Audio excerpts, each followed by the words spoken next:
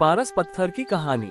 बहुत पुरानी बात है। एक किसान था, उसके पास सैकड़ों एकड़ जमीन थी। किसान बूढ़ा हो चला था। उसका एक लड़का था, उसका नाम सुरेश था। एक दिन अचानक जमींदार की मृत्यु हो गई। अब सारी जमीन की देखभाल उसके लड़के सुरेश के ऊपर आ गई। लेकिन सुरेश को खेती बाड़ी और मेहनत करना अच्छा नहीं लगता था। वह जल्द ही बहुत अमीर बनना चाहता था। तभी किसी ने उसे पारस पत्थर के बारे में बतलाया। पारस पत्थर एक ऐसा पत्थर होता है जिसे किसी भी धातु से स्पर्श करने पर वह धातु सोना बन जाती है। सुरेश किसी भी कीमत पर पारस पत्थर पाना चाहता था। उसने पारस पत्थर ढूंढने का बहुत प्रयास किया, किंतु उसे पारस पत्थर कहीं नहीं मिला। पारस पत्थर के लिए उसने कई लोगों से संपर्क किया, किंतु वह पारस पत्थर पाने में असफल रहा। आसपास के ठगों को पता चल गया कि सुरेश किसी भी कीमत पर पारस पत्थर पाना चाहता है। ठगों ने पारस पत्थर का लालच देकर सुरेश से लाखों रुपए ठग लिए। ठगों के बाद सुरेश ढोंगी बाबाओं के जाल में फंस गया। ढोंगी बाबाओं ने भी सुरेश को लालच देकर मुझसे पैसा ऐंठ लिया। पारस पत्थर के लोभ में सुरेश को बहुत नुकसान हुआ और उसे अपनी कई एकड़ जमीन भी बेचनी पड़ी। सुरेश की पत्नी हमेशा उसे समझती कि इन सब बातों में मत पड़ो, अपने पास बहुत जमीन है, उसी में खेती करो। मेहनत भी किसी पारस पत्थर से कम नहीं है, किंतु सुरेश को तो पारस पत्थर की ही धुन सवार थी। एक दिन गांव में बहुत पहुंचे हुए संत आए। सभी ने उन्हें अपनी समस्याएं बतलाई। सुरेश भी अपनी पत्नी के साथ उनसे मिलने गया और उन्हें अपनी समस्या बतलाई। संत सुरेश की बातें सुनकर मुस्कुराए और बोले, मैं जैसा कहूँ वैसा ही करना, तो तुम्हें पारस पत्थर अवश्य मिलेगा। संत की बात सुनकर सुरेश बहुत खुश और संत से बोला, कृपया कर मुझे वह तरीका बतलाएं जिससे मुझे पारस पत्थर मिल जाए।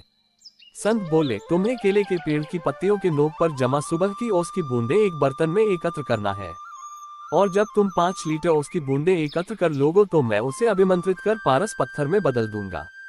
लेकिन याद रहे, ओस की बूंदों में तुम पानी मिलाकर धोखा देने का प्रयास करोगे तो तुम्हारी पूरी मेहनत पर पानी फिर जाएगा और ओस की बूंदें पारस पत्थर नहीं बन पाएंगी। ये काम बहुत कठिन था। सबसे पहले सुरेश ने अपनी कुछ जमीन पर केले के पेड़ लगाए। केले के पेड़ धीरे धीरे बढ़ रहे थे, किंतु इतने पेड़ों से वह उसकी सिर्फ कुछ ही बूंदें एकत्र कर पा रहा था।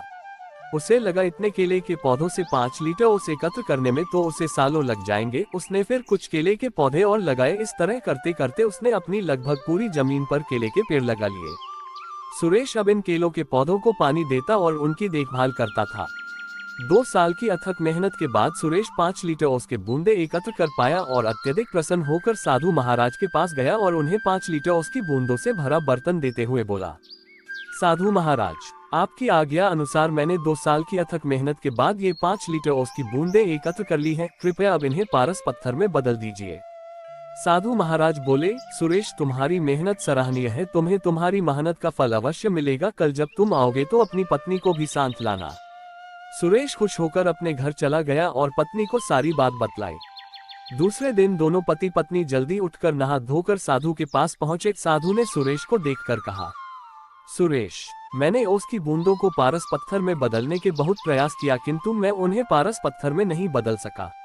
ये सुनकर सुरेश बहुत उदास हुआ और साधु से बोला, आपके कहे अनुसार मैंने 2 साल अथक मेहनत करके 5 लीटर ओस की बूंदें एकत्र की, किंतु मेरी मेहनत बेकार गई। अपने भी दूसरे लोगों की तरह मुझसे झूठ बोला। सुरेश की बात सुनकर साधु बोले, बेटा, मेहनत कभी भी बेकार नहीं जाती। तुम्हारी पत्नी के हाथ में जो पोटरी है उससे खोलो। सुरेश ने उसकी पत्नी के हाथ में रखी पोटरी खोली तो देखकर दंग रह गया। उसमें सोने चांदी के आभूषण और कीमती रत्न थे। साधु बोले, सुरेश, ये तुम्हारी मेहनत का फल है जो किसी पारस पत्थर से कम नहीं है। सुरेश ने कहा, यह मेरी मेहनत का फल कैसे हुआ? साधु बोले, तुमने 2 साल से मेहनत करके जो केले के पौधे लगाए थे, 2 साल से उनमें फल भी लग रहे हैं, किंतु तुम्हारा पूरा ध्यान पारस पत्थर और ओस की बूंदों पर था और तुमने फलों पर ध्यान ही नहीं दिया। किंतु तुम्हारी पत्नी इन फलों को बाजार भिजवा दिया करती थी और ये सारे आभूषण और रत्न फलों की बिक्री से आए पैसों को बेचकर खरीदे हैं। सुरेश ने मुस्कुराते हुए उसकी पत्नी की तरफ देखा और बोला, तुम सही थी जो हमेशा कहती थी कि मेहनत से बड़ा कोई पारस पत्थर नहीं होता। सुरेश साधु की तरफ हाथ जोड़कर बोला, आपने मेरी आंखें खोल दी। अब मैं हमेशा मेहनत करूंगा और पैसा कमाने के लिए कोई शॉर्टकट नहीं अपनाऊंगा। सुरेश अब खूब मेहनत करने लगा और अपनी मेहनत से समाज में खोया रुतबा फिर से प्राप्त कर लिया। शिक्षा, मेहनत से कुछ भी पाया जा सकता है।